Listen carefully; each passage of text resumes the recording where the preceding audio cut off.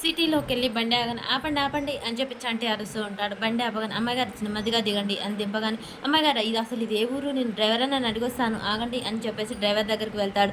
అన్నా ఇది ఏ ఊరు అనగానే, ఏ ఊరో నీకెందుకు రప్పించోడా అని చెప్పేసి డ్రైవర్ చెప్పకుండా వెళ్ళిపోతాడు. అమ్మాయిగారు ఇప్పుడు ఎలా చంటి నాకు బాగా దాహం వేస్తుంది అనగానే, ఇక్కడే ఉండండి అమ్మాయిగారు నేను వెళ్ళి తీసుకొస్తాను అని చెప్పేసి చంటి అయితే వాటర్ తేవడానికి వెళ్తాడు. ఇక చెంచలమ్మ చాలా బాధపడుతూ అటు ఇటు తిరుగుతూ ఉంటుంది.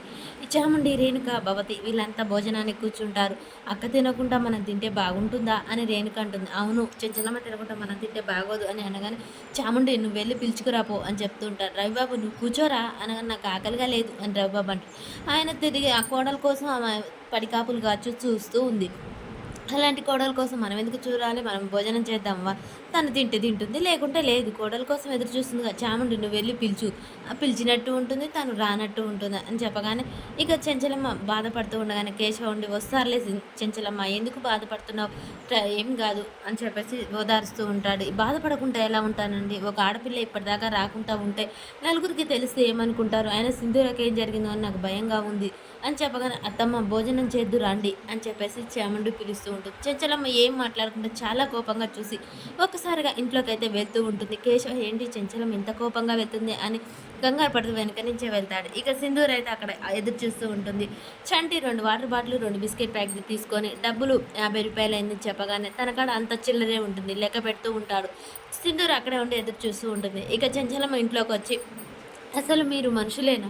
అన్నం ఎలా సహిస్తుంది మీకు అనగానే, అక్క రా అక్క నేనే వంట చేస్తాను, చంటి లేడు కదా, కూరలన్నీ నేనే చేస్తాను, పప్పుచారు చాలా బాగుంది, ఏం బాగుంది, నీకు ఒక కూతురు ఉంది, నీ కూతురు తప్పిపోతే ఇలాగే తింటావా అనగానే, వదినా అది కాదు, తినాలని లేదు, ఏదో ముక్కుబడిగా తింటున్నాం, టయానికి తినకుంటే నువ్వు ఊరుకోవని చెప్పేసి తింటున్నాం అని చెప్పగానే కేశవ కోపంగా చూస్తూ ఉంటాడు. చంచలం మన ఇంటి ఆడపిల్ల ఎక్కడికో వెళ్ళింది, ఇంకా రాలేదు, అసలు ఏమైందో అని కంగారు పడటం, అసలు మీకొక్కరికైనా తన గురించి బాధ భయం ఉందా? అసలు ఏమీ లేదు.